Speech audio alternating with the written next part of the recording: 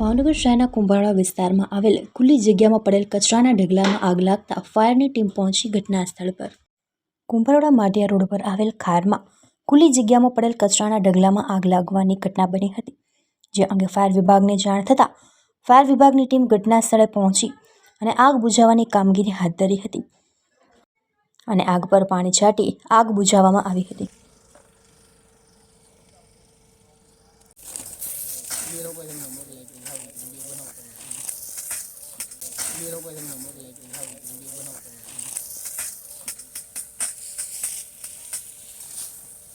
public city લઈ જતા